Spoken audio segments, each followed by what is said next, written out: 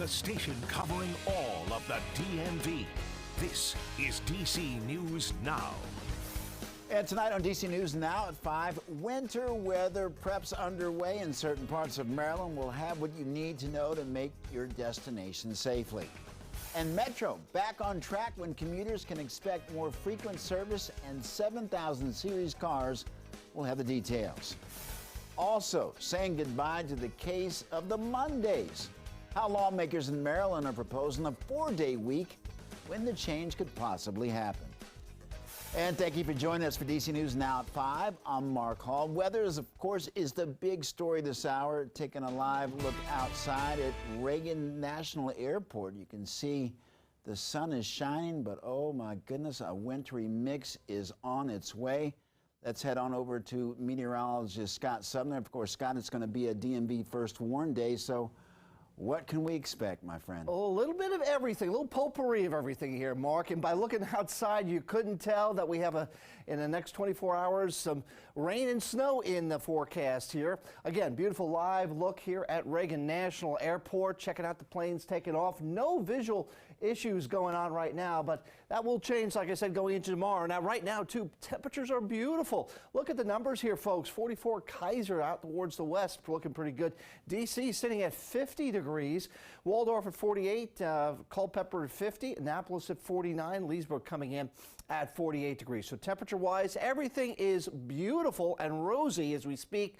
But, you know, it's not going to last long. And here's why. Because this is our next weather maker. As you can see, it's covering many states from Kansas through Oklahoma into Arkansas, Louisiana. Seeing a little bit of everything. Obviously, snow on the back edge where it's colder. Of course, out ahead of it, severe weather down towards Louisiana where they'll have to watch out for tornadoes down in the deep south right along the Gulf Coast states. We are not going to see tornadoes. We're not going to have the severe aspect of the storms in that regard. But we will have the colder side of the storm system as it moves into our backyard. And that's why you see here a lot of winter weather alerts, whether they're winter storm warnings or winter weather advisories, which is what we have here right in our backyard. So, a little breakdown here for you. How about this? Headlines. Light precipitation starting between 3 a.m. and 6 a.m. We start with some snow and some freezing rain, but we end the day with rain widespread around 3 in the afternoon. Showers will end by mid-evening, and then this will all be a memory once we get into Thursday. Stick around. I'll have your full 7-day forecast coming up. Thank you, Scott. Of course, crews in western Maryland are getting ready for that wintry mix that Scott just talked about, especially in the higher elevation areas west of Interstate 81. They could actually see some snow. Guys will be coming in. They'll be putting their chains on the truck, going over the truck, make sure the spreaders and everything are ready to go and fueled up. We're keeping an eye on the weather. And you can get the DC News Now weather team's up-to-date information around the clock. Download our app. Just scan the QR code on your screen or search DC News Now weather in your app store. Well, police are looking for several people who stole gaming machines at convenience stores in Fairfax County. The latest incident happened yesterday morning in Beauregard Street in Alexandria. Now, police say the suspects entered into the store and remove the machine or open them to take the money. 5 incidents have happened in the county so far. If you have any information, please give police a call.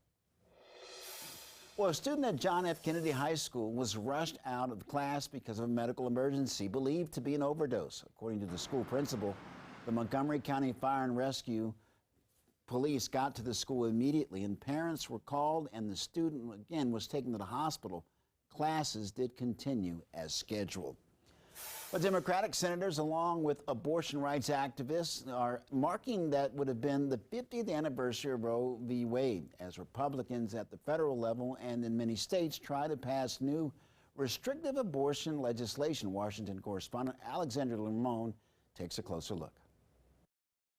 On the heels of what would have been the 50th anniversary of Roe v. Wade, Senate Democrats are vowing to protect women's rights. Every single day, right-wing men are trying to claw back women's right to privacy. Oregon Senator Ron Wyden says Republicans won't stop until they make abortion illegal nationwide. At this year's March for Life on Friday, Republicans like Congressman Steve Scalise vowed to make abortion not just illegal, but unthinkable. The next phase now begins, and that's what this year's march is all about. The next steps in a post-Roe era. Hypocrisy is on the extreme with these far right, including the idea that this is a states' rights issue. Nevada Senator Catherine Cortez Masto says Democrats are fighting to pass bills like the one to protect a woman's right to travel for an abortion, which was blocked by Republicans last Congress. This month, House Republicans passed 2 anti-abortion bills, but Senate Majority Leader Chuck Schumer says the Senate won't be voting on those bills. We are the bulwark.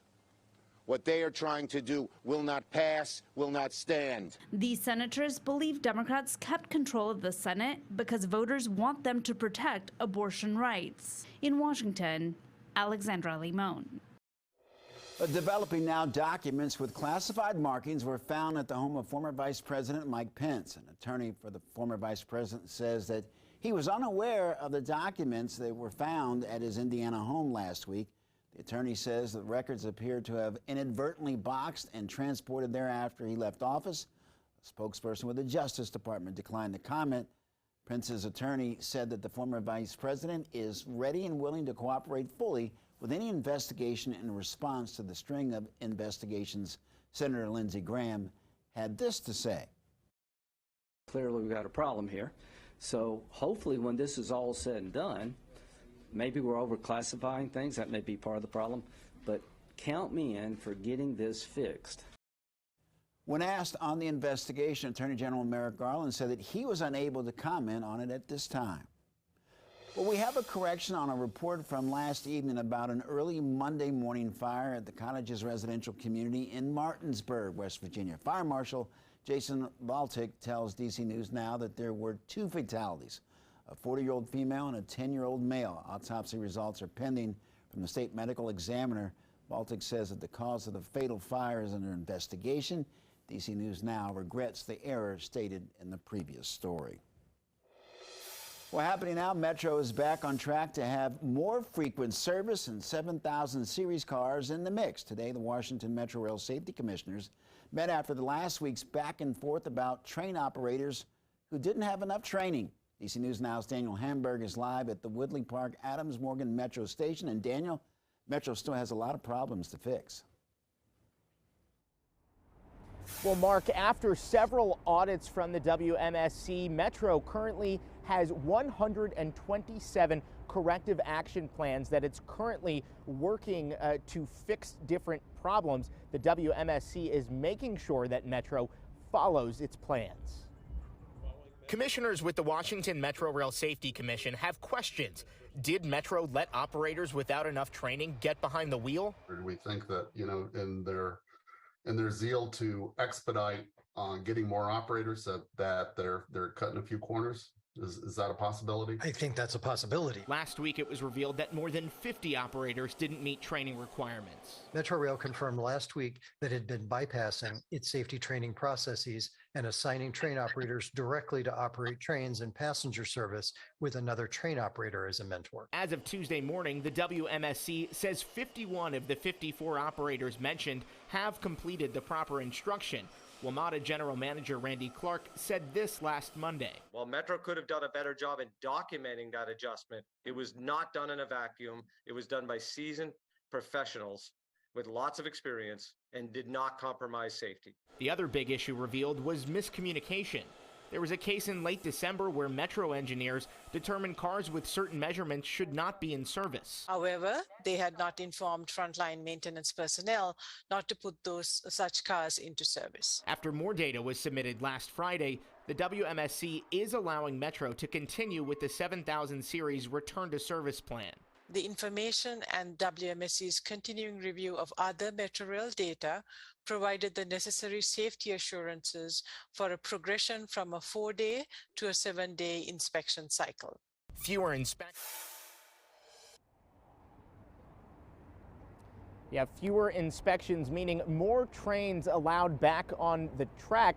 Now, the next big step that Metro is looking to do is go back to automatic train operation, something that hasn't been used in more than 13 years. The WMSC says it is working closely with Metro to make sure they are prepared and all of the safety requirements are being followed. In Northwest, Daniel Hamburg, DC News Now. Daniel, thank you. Another heads up for Metro riders. Metro is temporarily closing some of its stations for summer maintenance. The upgrade should enhance service, and here's some good information to help you plan ahead. Starting May 12th to the 22nd, Orange Line trains will be single tracking from Stadium Armory to Chevrolet. Then on June 3rd, stations from Ballston to Vienna will be closed, and that closure continues for West Falls Church to Vienna stations through July 17th. The biggest impact will be the Green Line. Stations from Fort Totten to Greenbelt will be shut down from July 22nd to September 4th. Well, tonight we have new details on a bill that just passed the Virginia Senate unanimously. It's about keeping criminals out of the classroom. Senate Bill 821 requires each school district superintendent to share update contact information with every state agency, including law enforcement. So if a school employee is arrested for a felony or a Class A1 misdemeanor, the school district would be notified. This comes after Fairfax County kept a convicted sex offender on its staff as a middle school counselor because of communication errors between the district and the county in which he was arrested. One engineering firm is suing the city of Alexandria, claiming its newest grant program is illegal because it excludes white-owned businesses. The grant program was set to launch this week and provides money to businesses who are majority Black, Asian, American, Hispanic, American Indian, or indigenous owned. Tridentis is a small engineering firm that provides services to government agencies, is suing the city, saying the program violates the 14th Amendment by excluding it for being white-owned. The company is asking for a permanent ban on the program. The suit is filed in federal court and has paused the rollout of the grant's application period. Well, the transportation worker strike is ongoing in Loudoun County today. They were joined by some big names in the union. DC News Now's Lex Juarez takes a closer look. Drivers have until the end of the week to accept the current contract on the table from Keolis. Now, that contract was offered almost 2 weeks ago, and this has been the scene at the Loudoun County Bus Transit Center every day since. Notably, that offer on the table includes a $2,000 signing bonus, 10% wage increase, and an additional paid holiday for 8 holidays a year. The drivers here say the terms are unfair and don't match surrounding counties. And how are you going to have a qualified, safe operator here? They're going to leave. They're going to go work somewhere else. So what is that doing? That's not, that's dangerous. If the drivers don't accept the offer on the table by the 27th, it's likely a federal arbiter will come in. As far as people who rely on public transit go, Keolis tells me they are working to make sure that as many bus lines are running as possible. In Leesburg, I'm Lex Juarez, DC News Now.